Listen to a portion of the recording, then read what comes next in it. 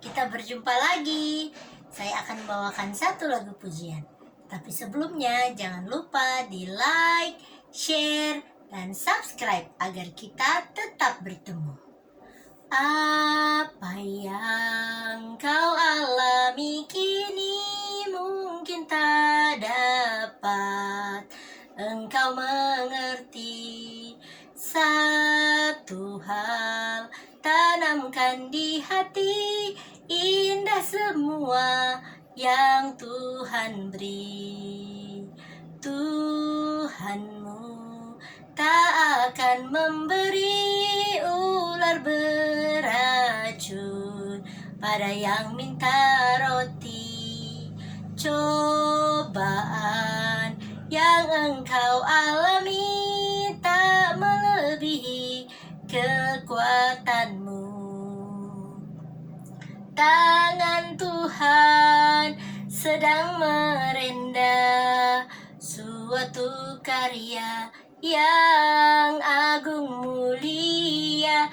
Saatnya kan tiba nanti, kau lihat pelangi kasih-Nya. Kau lihat pelangi kasih-Nya.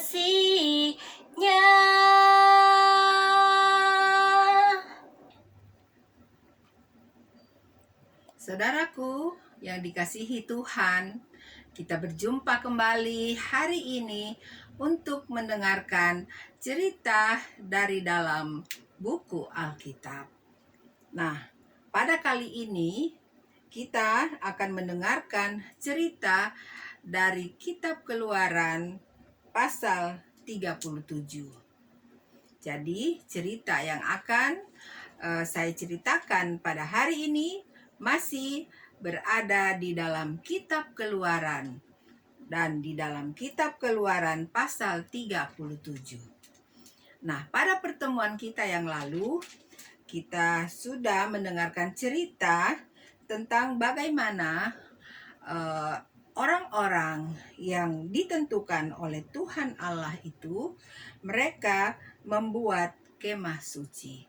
Nah, di pasal 37 ini dilanjutkan kembali dengan bagaimana mereka membuat tabut perjanjian.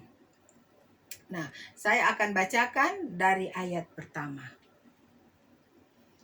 Besalel membuat tabut itu dari kayu penaga, 2,5 hasta panjangnya, 1,5 hasta lebarnya, dan 1,5 hasta tingginya.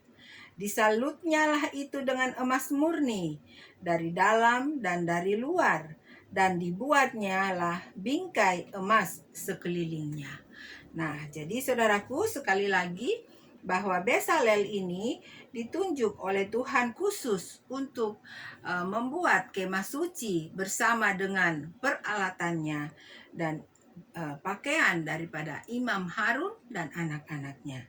Nah, saat ini kita mendengarkan kembali bagaimana cara mereka membuat tabut perjanjian.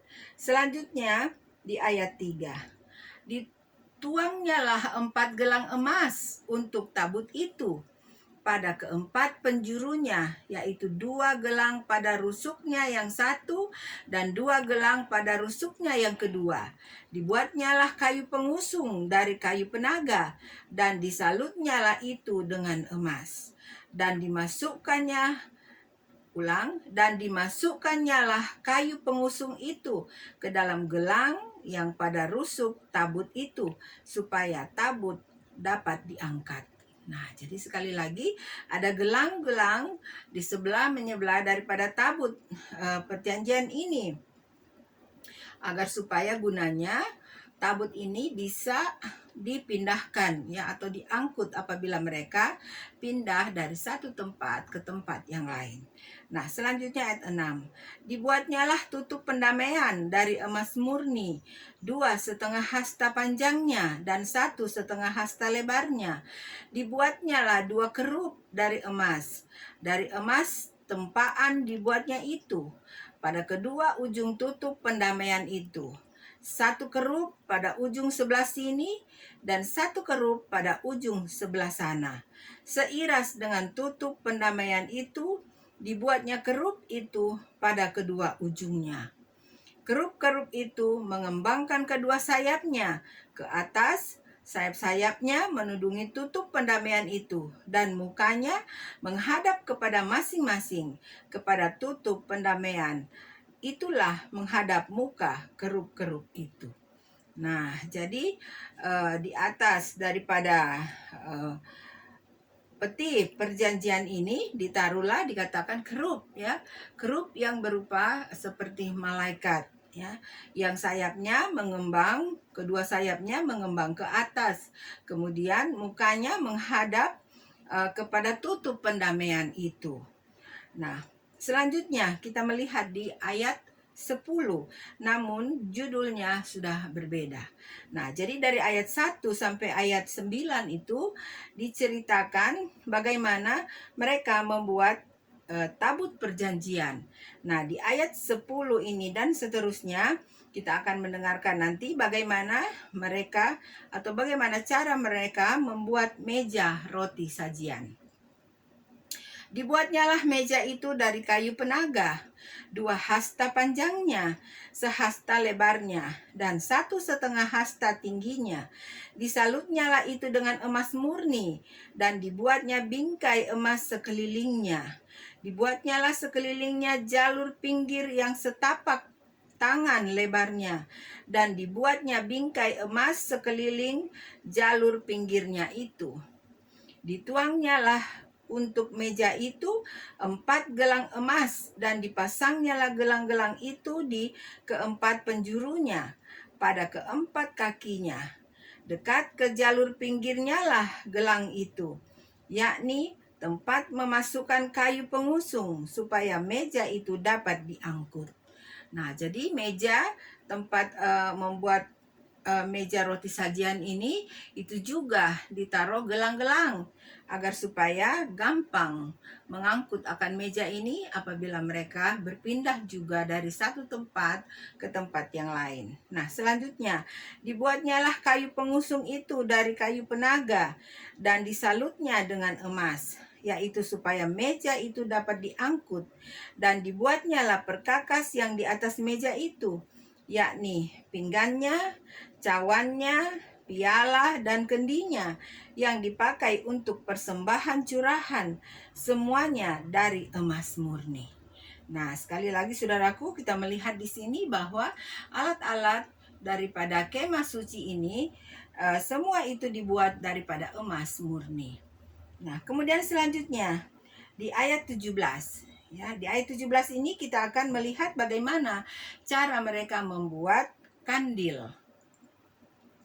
Dibuatnyalah kandil itu dari emas murni, dari emas tempaan dibuatnya kandil itu, baik kakinya, baik batangnya, kelopaknya, dengan tombolnya dan kembangnya, dibuat seiras dengan kandil itu. Nah, saudaraku, kandil itu tempat lampu, ya, tempat berdirinya lampu. Nah, kita lanjutkan ceritanya di ayat 18. Ada 6 cabang timbul dari sisinya, 3 cabang kandil itu dari sisi yang satu, dan 3 cabang dari sisi yang lain. 3 kelopak yang berupa bunga badam pada cabang yang satu dengan tombol dan kembangnya, dan 3 kelopak yang serupa pada cabang yang lain dengan tombol dan kembangnya. Demikian juga dibuat ke-6 cabang yang timbul dari kandil itu. Pada kandil itu sendiri ada 4 kelopak berupa bunga badam dengan tombolnya dan kembangnya. Juga ada 1 tombol di bawah sepasang cabang yang pertama yang timbul dari kandil itu, dan 1 tombol di bawah yang kedua, dan 1 tombol di bawah yang ketiga. Demikianlah juga dibuat ke-6 cabang yang timbul dari situ. Nah, selanjutnya ayat 22. Tombol dan cabang itu timbul dari kandil itu, dan semuanya itu dibuat dari sepotong emas tempaan yang murni. Dibuatnyalah pada kandil itu 7 lampu dengan sepitnya dan penadahnya dari emas murni. Dari 1 talenta emas murni dibuatnyalah kandil itu dengan segala perkakasnya. Nah, jadi kalau kita perhatikan lagi saudaraku, tempat duduknya akan lampu ini sangat indah ya. Bentuknya ya, rupanya, karena apa? Bentuknya sudah bagus dan terdiri lagi dari emas murni. Jadi sangat indah saudaraku ya apabila kita lihat langsung tentunya ya. Nah, selanjutnya kita membaca lagi ceritanya di ayat 25. Nah, di ayat 25 ini kita mendengarkan lagi bagaimana cara mereka membuat mezbah pembakaran ukupan. Dibuatnyalah mezbah pembakaran ukupan itu dari kayu penaga, sehasta panjangnya dan sehasta lebarnya, 4 persegi, tetapi 2 hasta tingginya. Tanduk-tanduknya seiras dengan mezbah itu. Disalutnyalah itu dengan emas murni, bidang atasnya dan bidang-bidang sisinya sekelilingnya, serta tanduk-tanduknya. Dibuatnyalah bingkai emas sekelilingnya. Dibuatnyalah 2 gelang emas untuk mezbah itu di bawah bingkainya, pada kedua rusuknya, pada kedua bidang sisinya, sebagai tempat memasukkan kayu pengusung, supaya dengan itu mezbah dapat diangkut. Dan dibuatnyalah kayu pengusung itu dari kayu penaga dan disalutnya dengan emas.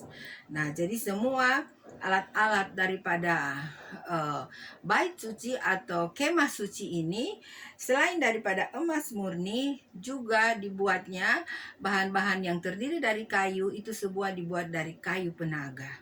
Nah, itulah cerita dari ayat 25 sampai 28 ya. Diceritakan bagaimana cara mereka membuat mezbah pembakaran ukupan. Nah, saat ini kita lanjutkan di ayat 29. Bagaimana cara mereka membuat minyak urapan dan ukupan dari wangi-wangian. Dan dibuatnyalah minyak urapan yang kudus itu dan ukupan murni dari wangi-wangian seperti buatan seorang tukang campur rempah-rempah. Nah, saudaraku masih ingat di pasal-pasal yang lalu yang saya sudah bacakan ceritanya bahwa bagaimana mereka di dalam mereka membuat minyak urapan ini atau minyak ukupan yang wangi-wangian ini ya. Jadi apa-apa saja campur-campuran yang ditaruh di dalam minyak-minyak tersebut. Itu kita sudah mendengarkannya semua di pasal-pasal yang lalu. Dan minyak ini tidak boleh dibuat oleh bangsa Israel untuk dipakai pribadi, karena minyak ini khusus dipakai untuk penyembahan. Nah, saudaraku yang dikasihi Tuhan, cerita kita dari pasal 37 dari kitab Keluaran ini ceritanya hanya dari ayat 1 sampai di ayat 29. Nah, ini di pasal 37 ini diceritakan kembali ya atau diulang kembali cerita tentang pembuatan akan alat-alat dari dalam kemah suci ini. Nah, sekali lagi kalau saudaraku ingat di pasal-pasal yang lalu semua itu sudah diceritakan lebih mendetail. Nah, saat ini hanya diceritakan saja secara singkat ya. Nah, kita akan mendengarkan terus cerita-cerita selanjutnya hingga selesai kitab Keluaran ini. Karena kitab Keluaran ini hanya sampai di pasal 40. Jadi tidak lama lagi, tinggal beberapa cerita kita telah mengakhiri kitab Keluaran ini. Nah, saudaraku, sampai sekianlah cerita yang saya dapat sampaikan dari pasal 37 ini. Dan biarlah cerita yang kita semua sudah dengar dapat mengingatkan kembali kepada kita bagaimana tentang cerita-cerita di pasal yang lalu tentang pembuatan daripada barang-barang di dalam kemah suci. Nah, saudaraku, biarlah firman Allah ini kita dapat selalu senang untuk mengikutinya, karena kita bisa mengetahui perjalanan bangsa Israel atau perjalanan umat-umat pilihan Allah dari dahulu kala. Nah, saudaraku yang dikasihi Tuhan, sampai sekianlah perjumpaan kita. Dimanapun saudara berada, saya berharap saudara selalu ada di dalam perlindungan daripada Tuhan Allah. God bless you. Bye.